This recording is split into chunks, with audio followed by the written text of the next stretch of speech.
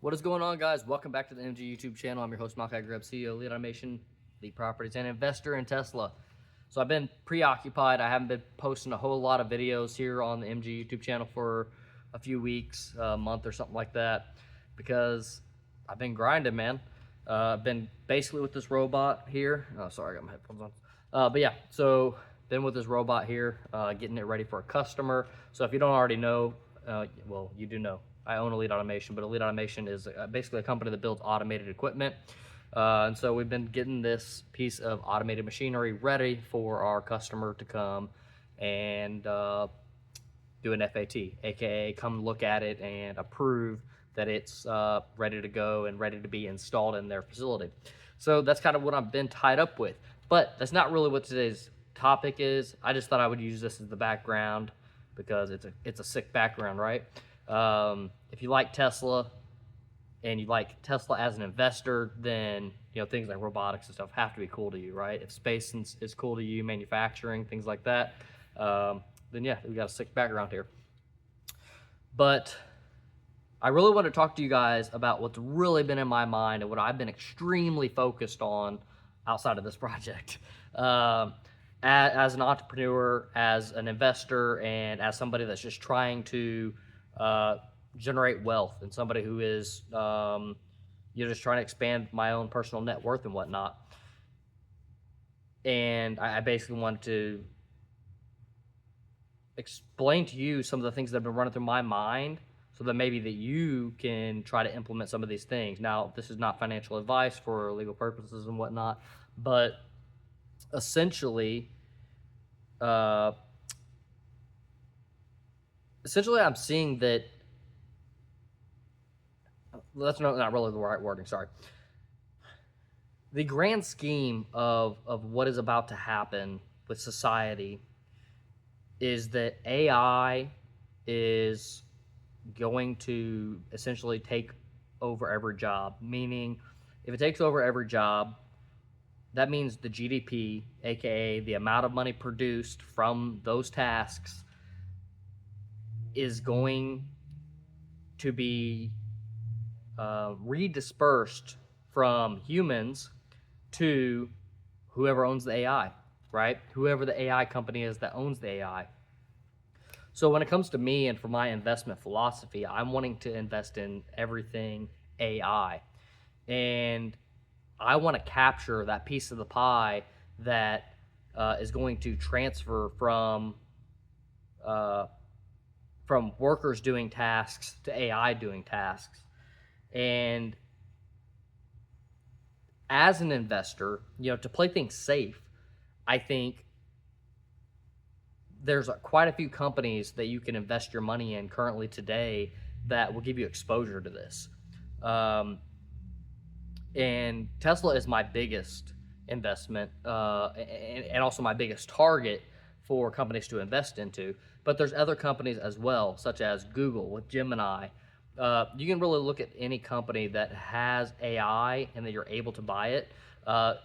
SpaceX will become one of my big investments. Why? Because they have Grok. And on top of that, getting to invest in the other things like the fab, which that's another topic that I want to kind of break down things to, is that before I get into that, I just want to kind of keep going over this, that there's these different AI companies and different AI plays that you can get involved in so that you can get a piece of that. And I do suggest people diversify, because if you don't diversify, then you may not choose the winner, right? You might be incorrect.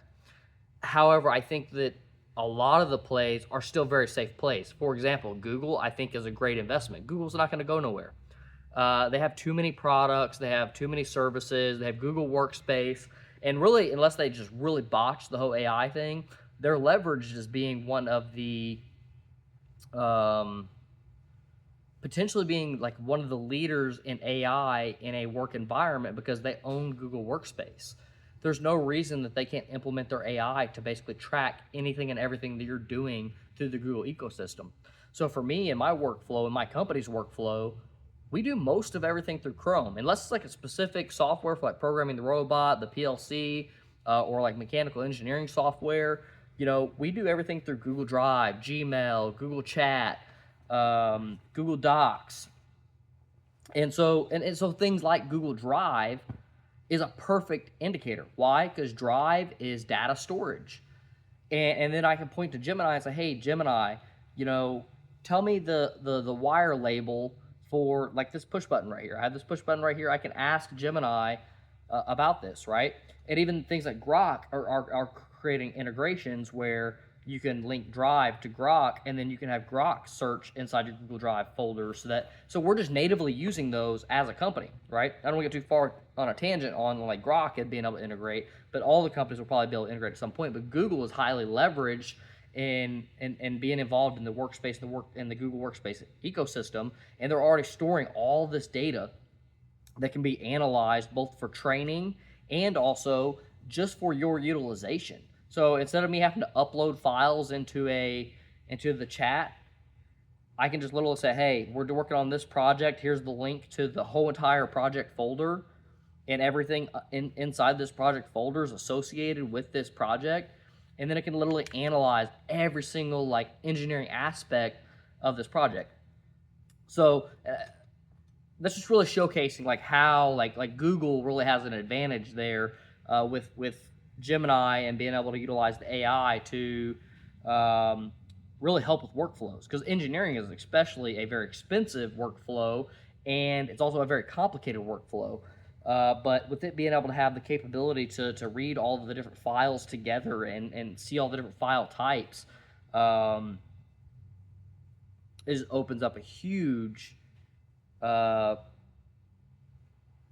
window of capability for Gemini software, or any software that can link with like Google Drive and stuff like that. But there's going to be other players. The problem with right now is that a lot of these AI companies are not necessarily investable. They're not public yet. Like you have like OpenAI, you have Claude, you have which I don't know who owns Claude actually. You have OpenClaw. So, but a lot of these are not necessarily investable yet. But they will go public at some point, and they will be investable. Now, I'm not saying that they're necessarily going to be the best investment. It literally depends on like what they IPO at, which means, to put it most simply, it is the valuation that the company is valued at. AKA, the company's worth this much money. This is how much it is per share. This is how many shares there are. What are their earnings per share? All these different things, right? And that really showcases like what you're paying for, right? Like what's their profitability versus like what the company's worth, which is like what your PE ratio is. It's earnings per share.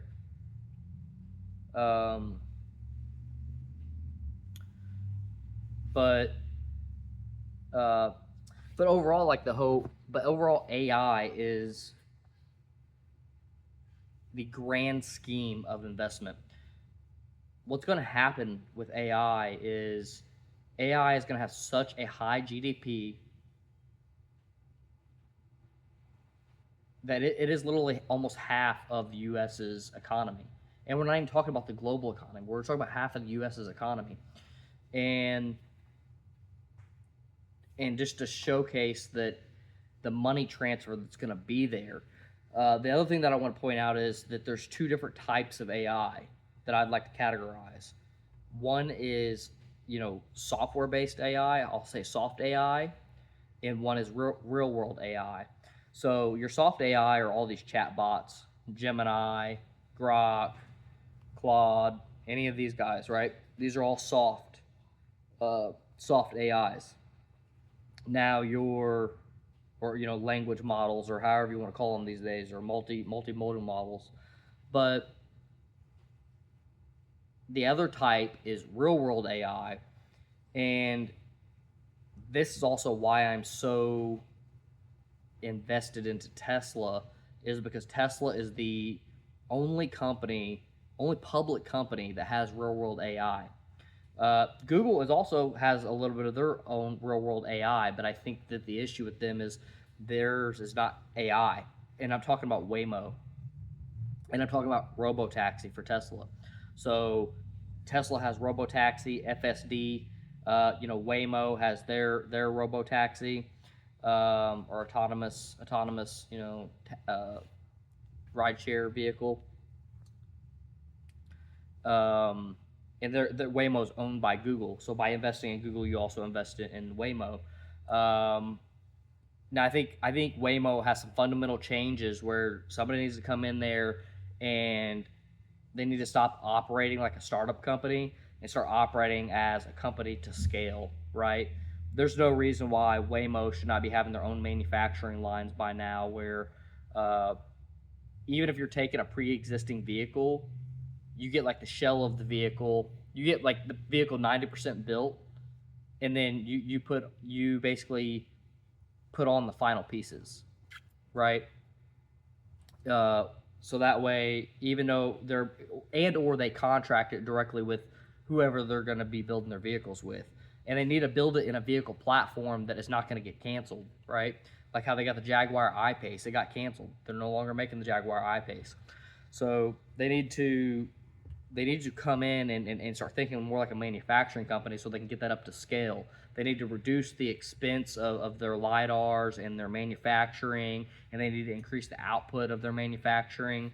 Because as of right now, and if they continue going down this route, they're kind of operating like a startup, right? And will they be able to put out vehicles and remain profitable? Yes, until somebody like Tesla with robotaxi just launches, I don't say worldwide, but launches at scale and completely disrupts what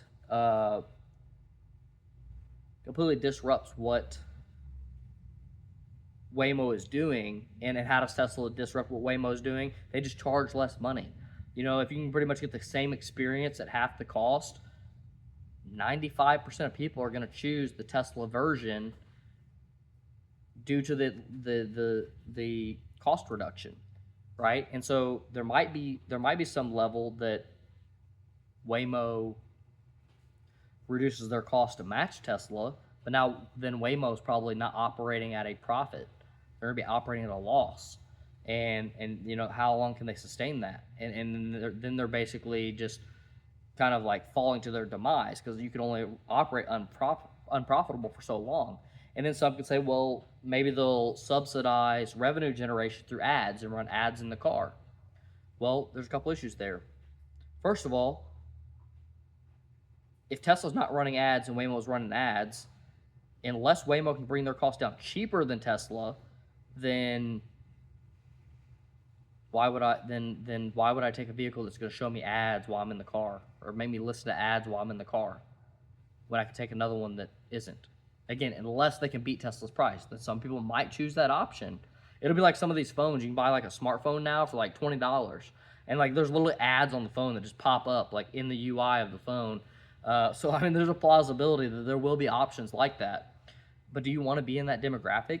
Like, how many people are buying that $20 phone that has ads on it? Like, it'll literally pop up in the middle of your utilization of the phone, and you have to like close out of it or wait till the ad's over before you can continue to use your phone.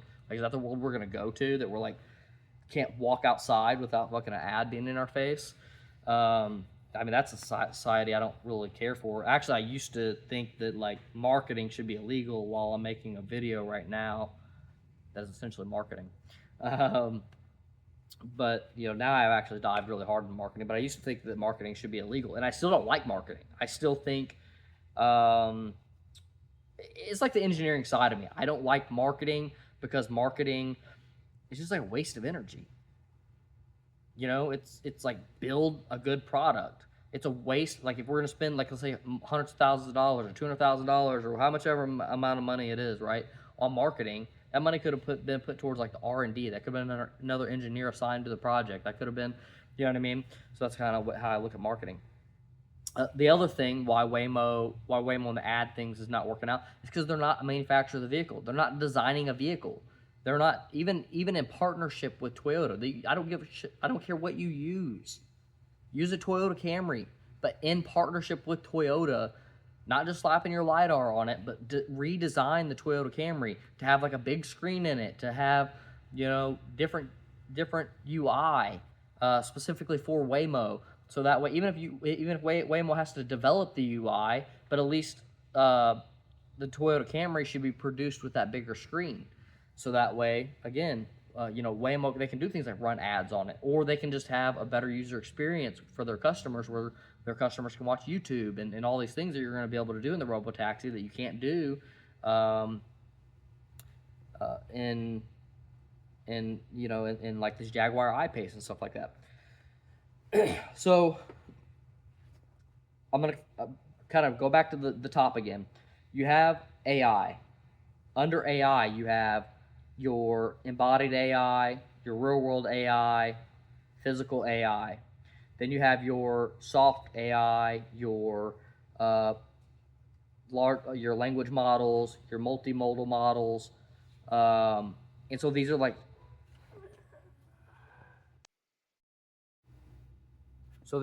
two of the subcategories of AI. Then coming into the next layer. Now these are not necessarily children for one or the other. They're children for both. And when I say children, I mean just next layer down. And that is going to be energy and compute. And why is energy and compute so important? It's because to get to scale where there's enough compute on Earth or in this universe for us to be able to have AI with enough compute power to do all the jobs of all humans, we have to build a lot more AI. We have to build a lot more AI data centers.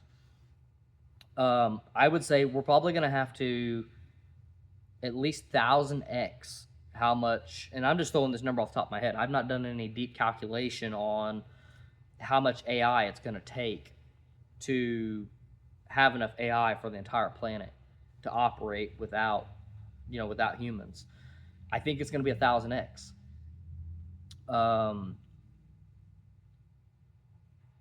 Because we're not even scratching the surface of actually doing the jobs of a human on a daily basis. Sure, we have these language models that are helping us speed up doing things that would take us, you know, maybe hours of searching around and writing stuff and like doing research and all these good things. It is saving hours, but again, it's only being utilized for like 10 seconds, you know, and I'm still having to go about my day or your day or whoever's operating this AI and do whatever the next step is, right? I can't say just engineer me this thing and walk away and it be done, right? You got to keep guiding it through every step of the process, and then it's still not functioning appropriately. Which some of that is the language model itself, or the AI itself, that needs to be corrected, versus like just needing more compute. But compute is going to be a huge part of that, because after it gets so good that, hey, I need you to design this entire system behind me, right? I need you to design this entire system behind me. It may take 8 hours of rendering. For example, right now, I'm actually running an AI YouTube video right now, and it's probably been processing for like an hour right now. And I think it's still working. That's compute on like one guy's video, you know, one guy's video and one singular thing I'm doing in the day, you know. So my point being is that we're gonna have to scale AI 100x. Well, what is needed to scale AI 100x? I mean, not 100x, 1000x. We're going to have 1,000 times more chips, and we're going to have 1,000 times more energy to power those chips. And we're probably literally a few years away from needing enough energy that AI data centers consume more energy than the entire planet.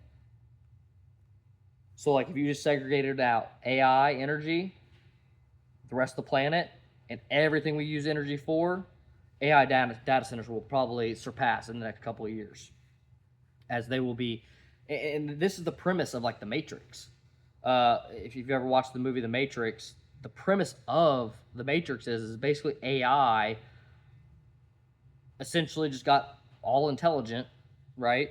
Created the simulation, and then utilized humans to become the battery pack for the AI. They found out like, oh, humans are the best energy source to power us. And then the actual real world becomes a dark place with like no sun and everything's like, like a huge industrialized. Now I think there's a lot of doom and gloom in that like that some of those aspects I think would not happen with AI. I think AI would be intelligent enough like that we need the sun exposed so that we can use things like solar. Yeah, I don't want to get into a rabbit hole on that because I'll start talking about like what may be true or not true about AI or about like the Matrix and some of the things and ways that AI may have thought or would execute some of those things. But the point of that is they essentially used humans because they needed energy. They couldn't get enough energy off the planet, and that's probably why we can assume the world got so dark is that they were also running power plants. So the entire world eventually got to a point where it was nothing but power plants, AI data centers, and also humans being used as battery packs in a farm to power the AI and power the simulation. And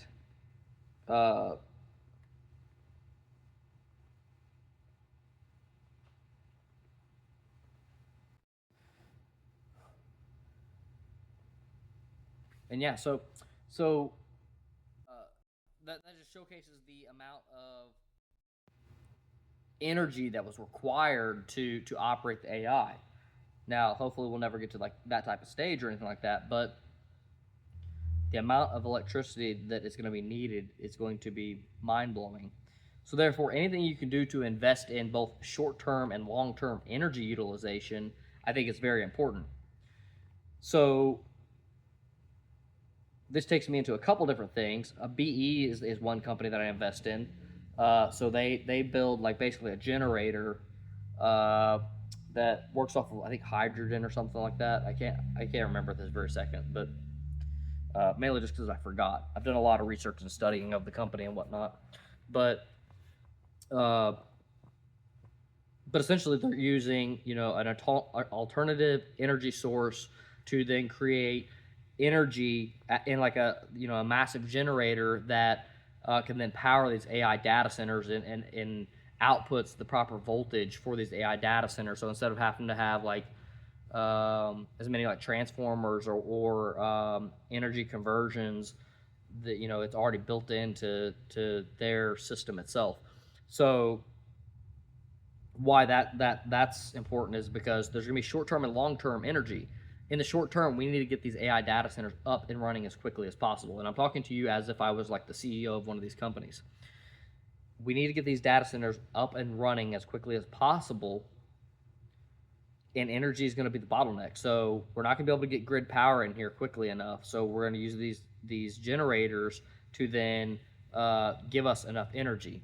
The next thing that they could do is they could be building solar in solar fields, and maybe you have to go build your AI data center out in the field too.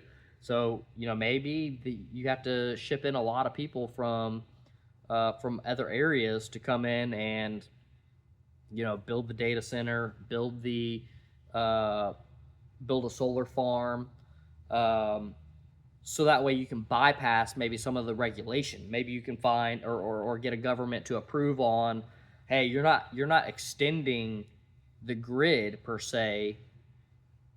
You're literally going to be self-sufficient in running this data center with nothing but solar fields.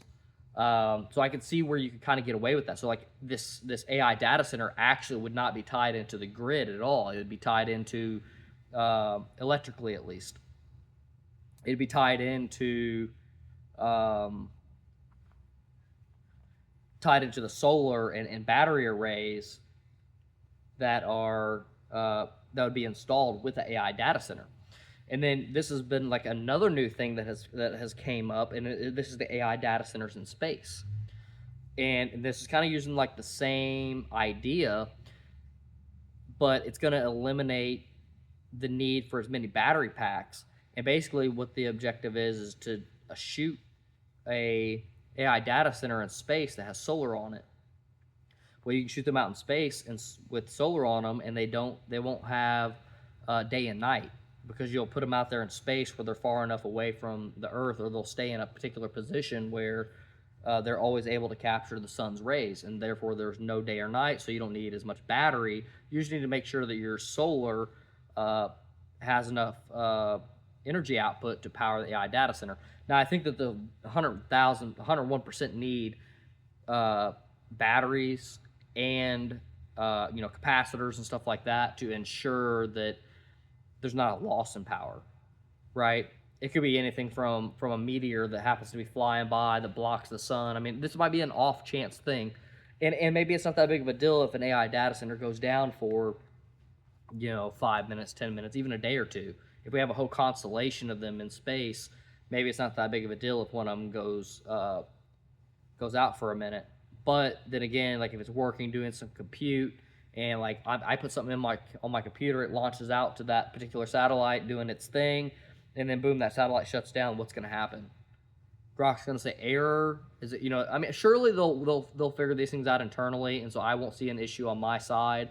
But there could be a plausibility where, like, if that satellite is the only one holding the information of my chat right now, does my whole chat get lost? Like, how do they work those things out? A whole other topic. But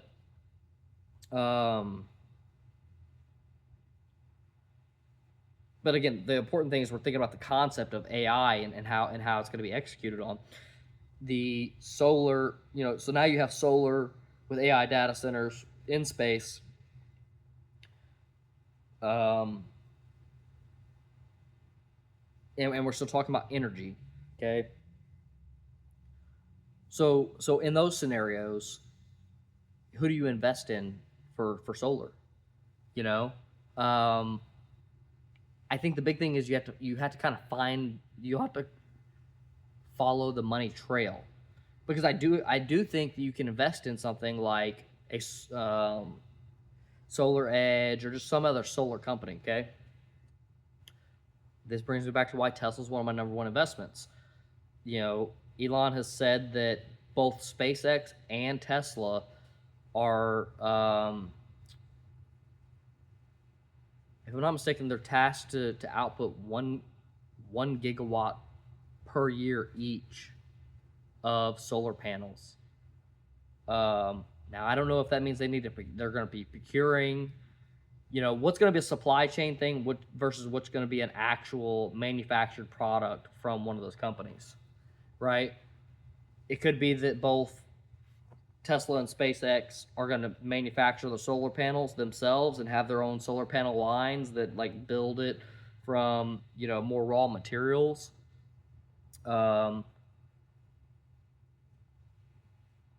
We don't know what that's going to look like, so that's why we have to follow the money trail. Because when it comes to like these types of things and these companies like working together with things, he could say that they both have the objective to do a gigawatt, but technically Tesla does 2 gigawatts and they sell 1 gigawatt to SpaceX. That's how they could do these things if they want to. They could literally manufacture nothing. Both of them can manufacture nothing and procure these from the outside. Maybe they engineer them and then have somebody else manufacture them for them. Now, I think that they will do the manufacturing in-house. I think it makes sense for Tesla to do the manufacturing because Tesla is a manufacturer. Now, if I'm not mistaken, Tesla is also SpaceX is manufacturing their Starlink satellite. So they do have some manufacturing processes as well.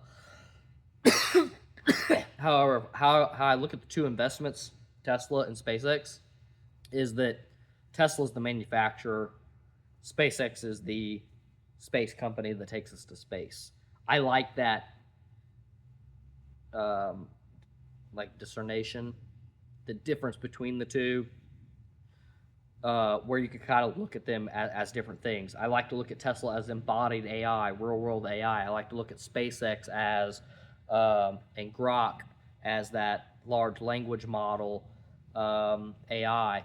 And so that's where like two divergence in the two different types of AIs, and then if they're both going to produce the solar, that means they're basically assuming like any of the energy expenses for running an AI data center, they now only become the cost of building the solar panel. And also, the other thing to keep in mind is that each one of these things is going to be a depreciating asset. So like the solar panels is going to have so much life in it before they have to basically kind of throw it out and then manufacture another one to replace the existing one. So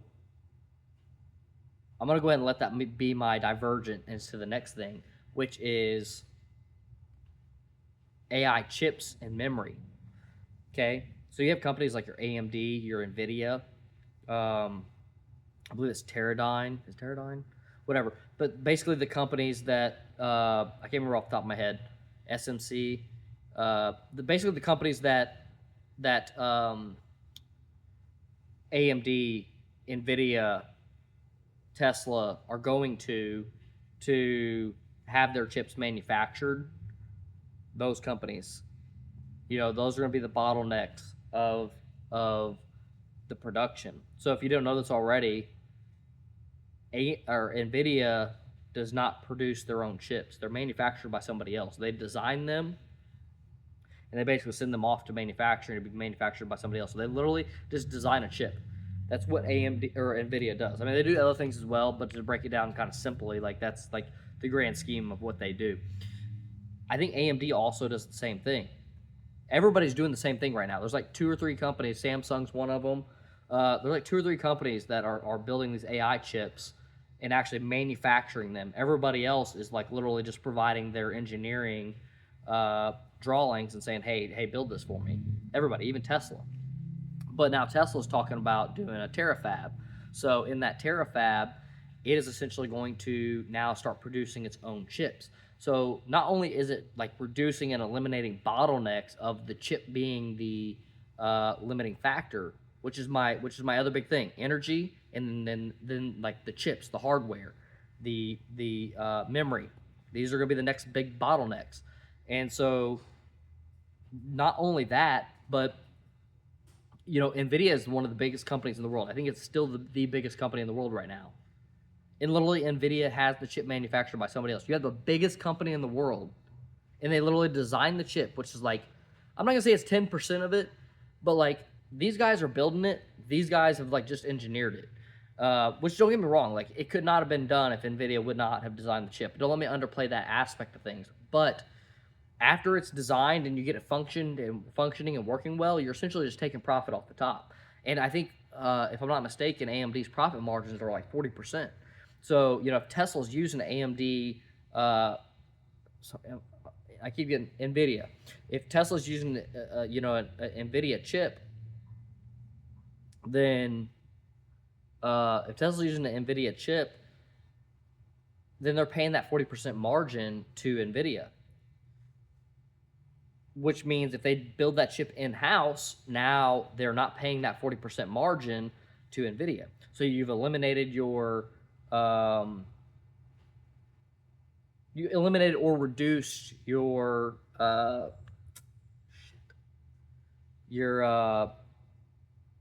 bottleneck of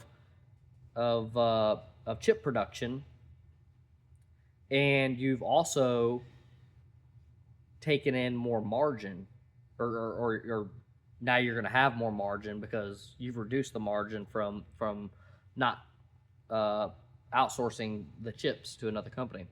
And then you have the other benefits of iteration processes. They can iterate faster on designs. They can directly, and Elon's one of the best at doing this, is like iterating on designs like very, very quickly, and having his company and his teams work extremely quick at like designing, and then like when they go to print, and then when they, you know what I mean?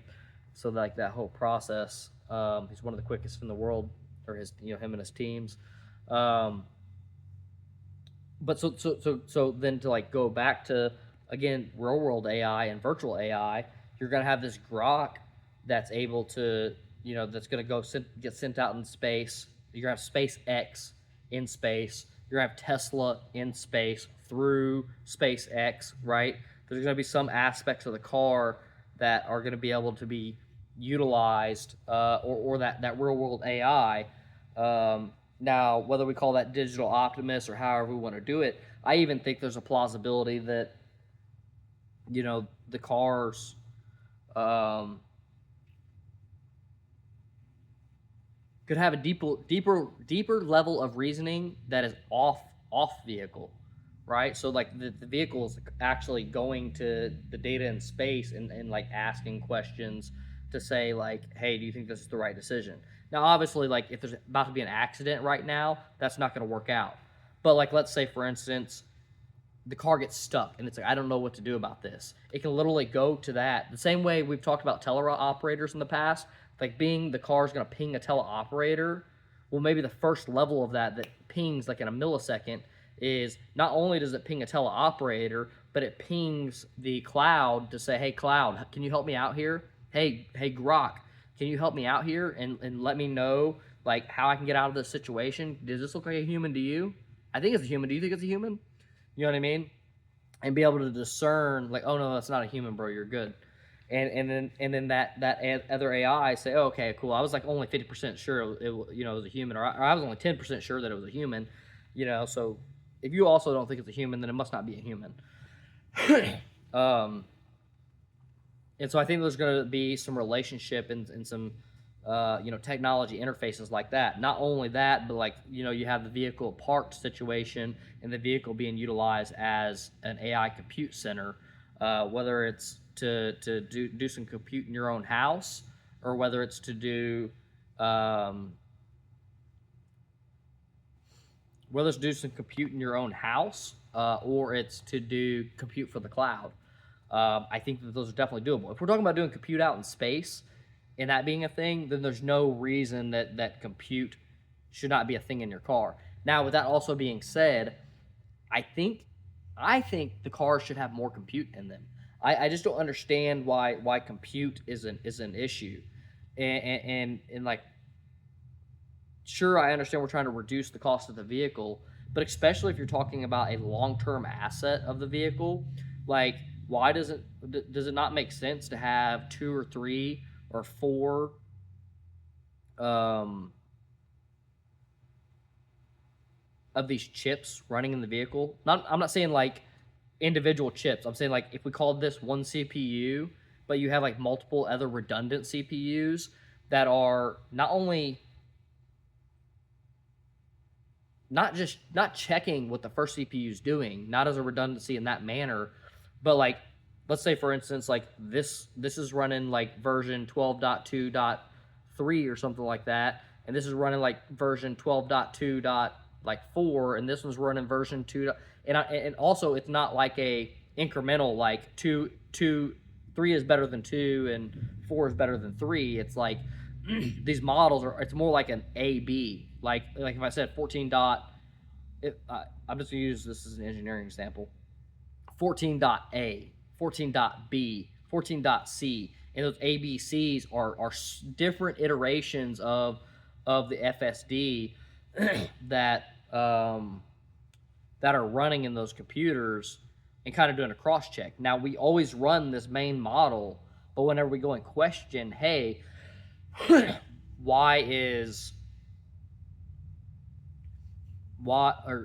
I'm confused, can you help me out here? And when it says, can you help me out here, it goes to these other computers and that are running a slightly different model, and it asks it, hey, is this a human? And it says, yeah, it's a human. Or it says, hey, it's okay to go. or whatever, right? It has the communication between them.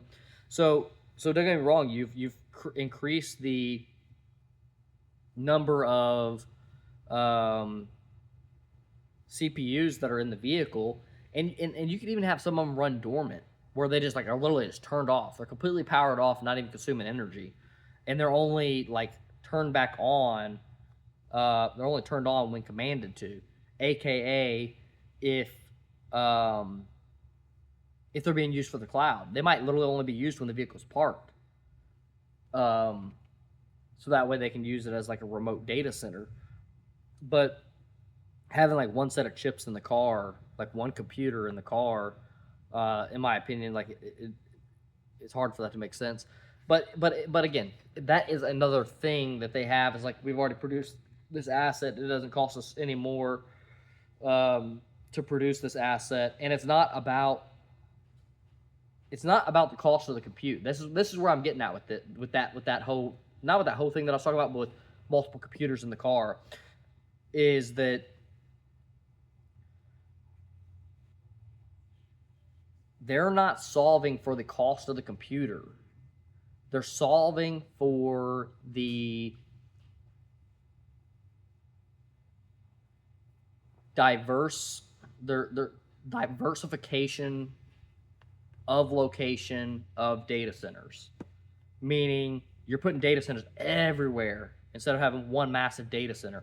You're diversifying the electricity utilization. So instead of like the electricity all being supplied at this one energy, or at this one AI data center, it's being supplied at my house. You know what I mean? It's being supplied at your house, your neighbor's house. It's being supplied six blocks over at another neighborhood.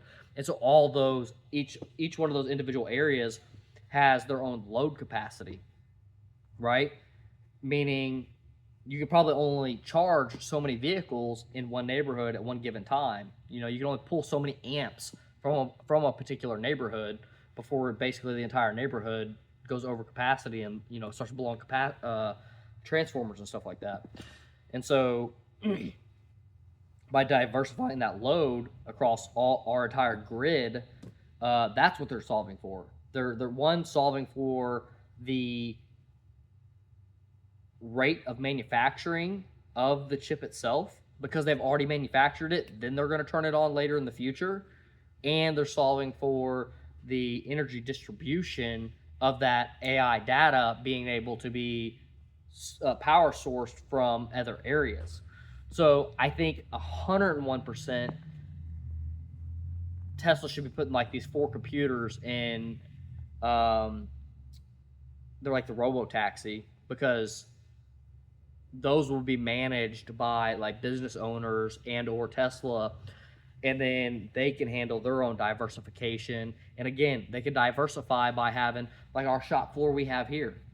Tesla could start a shop floor that's like one of their service centers, have their own supercharger bay, or even just level 2 charger bays, where the vehicles can sit idle because they're not being commanded to go out and pick up people, and they can be remote data centers, AI data centers for the grid.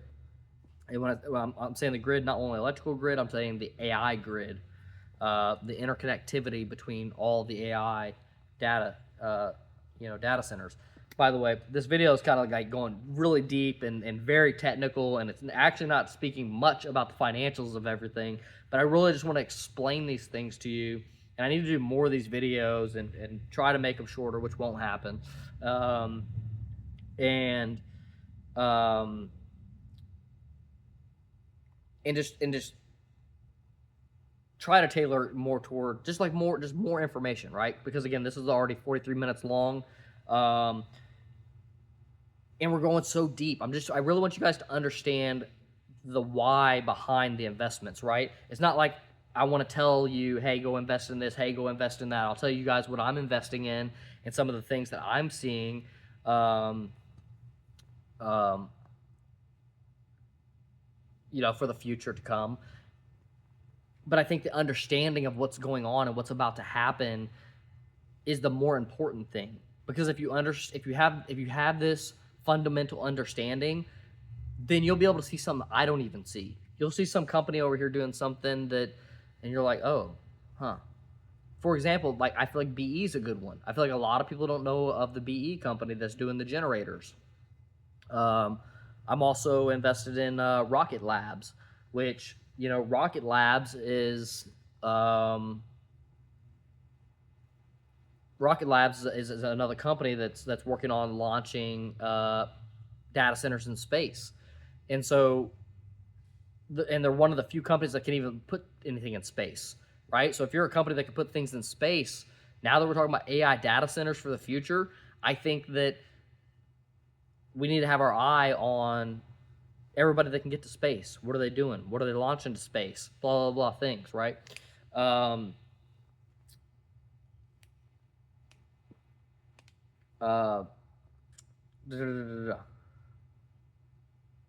But again, this is you just being able to see see an opportunity that's out there in the market, but you can only see the opportunity if you understand the fundamentals of what's about to come, what the future is. So like if I was to just kind of boil this all down into a summary, the summary that I can give is you have AI data, you have AI, which is then going to be broken into your physical AI, your virtual AI. It's AKA going to disrupt all human labor. There'll be very minimal human labor in the future.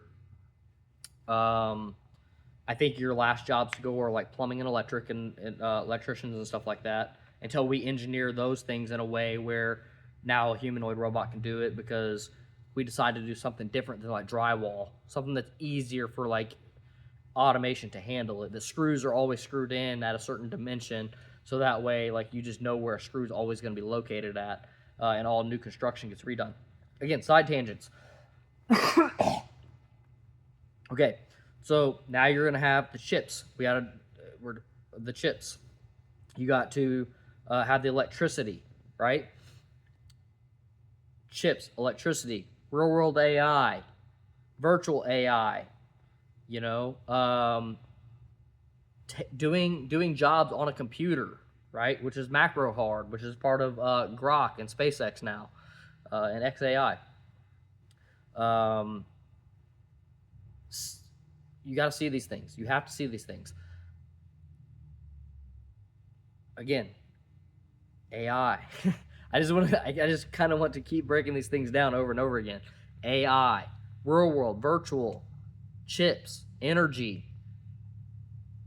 and specifically towards all these things together. They have to be going together, right? I'm not saying go and invest in an electric company that owns power plants. I'm not saying necessarily do that. Now you can. It's a investment, and it could be a plausibility that they 10x and they 100x just due to this energy demand that's going to come. But what I think is the best investment is like newer upcoming companies that are not operating on that old philosophy of energy companies. You know, of the traditional, you know, utility companies. I think that it needs to be something innovative, something that can deploy quicker, something that has less regulation. These are all very, very important things, because the regulation is going to slow us down. They have a culture of working so slow. But again, this is why having your eye out and knowing these things and the fundamentals is so important, because if somebody like an Elon Musk, right, or let's say even Jeff Bezos, they go and they buy a utility company, especially if they buy it like under another company, like, so it's not part of Tesla, it's not part of like Amazon or anything like that. It's a new entity, right? I would pay very close attention to that, and I would probably invest in that, because there's a reason why they're buying that power plant. You know, they want to buy that power plant, and they either have some technology, or they want to come in and change the culture of that company. They'll basically go in there and fire everybody and say, look, we need to go from building power plants over like 5-10 years to how can we build a power plant in like 1-2 years. You know, how can we get past regulation? How can we get past all these blah, blah, blah things to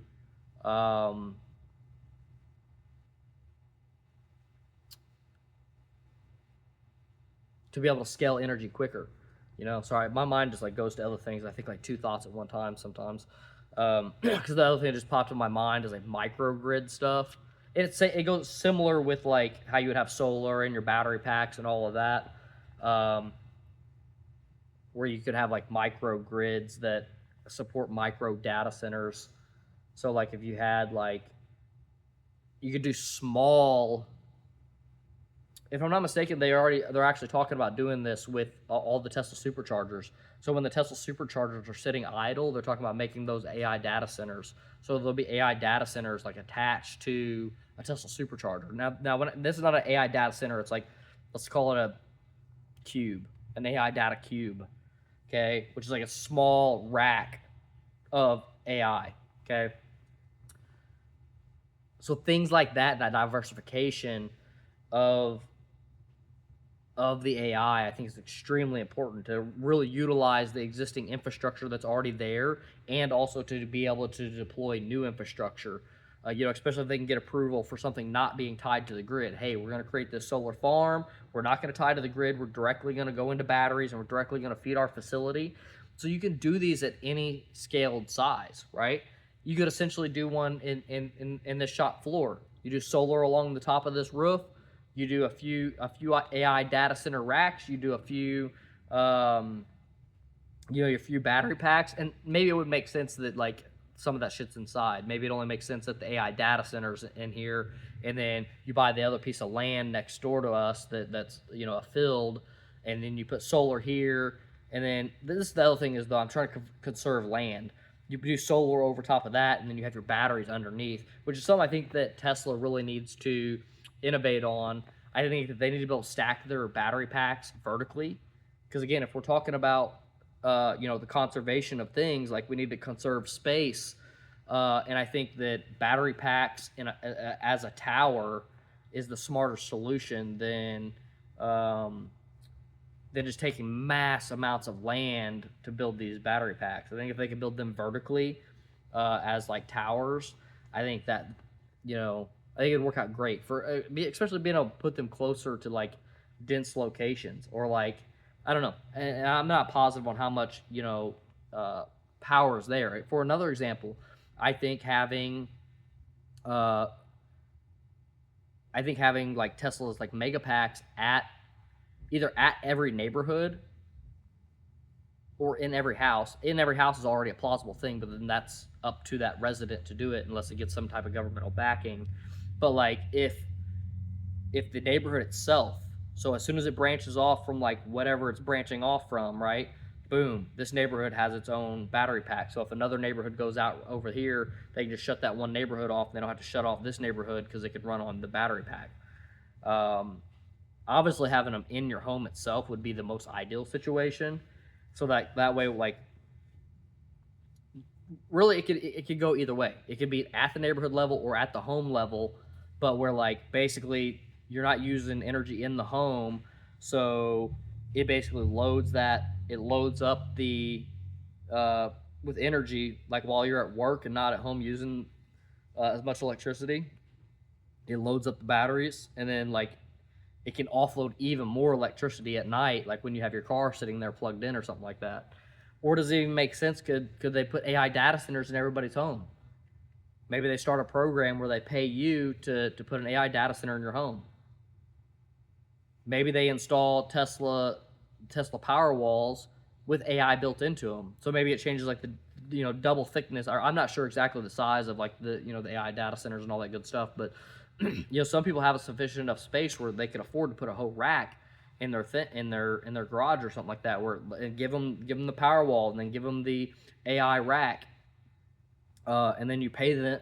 They get paid on a monthly basis to basically utilize their space, to utilize their energy. Your energy disbursement. It's not the word I'm looking for. Your energy diversification, right? Because you have a singular property on a single grid located in a singular location. I'm just brainstorming some of the different things and ways that some of this infrastructure can go so that your mind is open to these things, because this will be life-changing money. I think if you work and you drop every dollar that you can and diversify it into some of these different companies, you know me, I'm gonna go extra hard on Tesla and SpaceX once they IPO, because I see them doing more than anybody else. I just believe in their success more than anybody else. Again, Tesla has the only real world AI on this planet, at least a public company, if I'm not mistaken. I don't think there's anybody else that has real world AI the way that Tesla has real world AI. I know there's some like Chinese companies that are doing some AI and stuff like that, but I just think that, you know, I think Tesla just has everything in alignment, especially with having Elon as the CEO and having SpaceX in alignment with you know, with Tesla as well. I just think that there's too many synergies. There's too many synergies between all these different companies, and also just the way that Elon operates, and the way that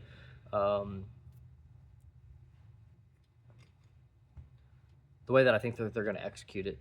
Now, again, I'm still diversifying some of my money into other companies that are in this realm, because it's plausible that they're going to have even more growth than Tesla will on a financial basis, because they're just smaller companies. Like, if you've seen like BE and Rocket Labs, like the returns on those that I've gotten over the past year have been like way, like,